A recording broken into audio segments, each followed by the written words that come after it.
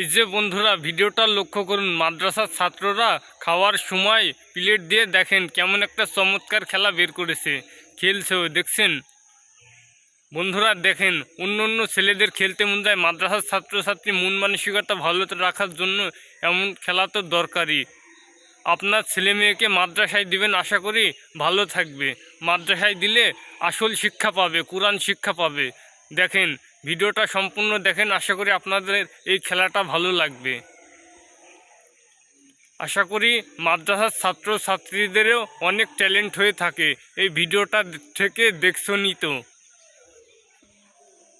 বন্ধুরা। ভিডিওটা ভালো লাগলো তাই আপনাদের কাছে তুলে ধরলাম। আশা করি আপনারা এই ভিডিওটা অনেক অনেক আপনাদের ভালো লেগেছে, আর আপনারা এই ভিডিওটাতে কমেন্ট করে জানাবেন আপনাদের ভিডিওটা কেমন লেগেছে।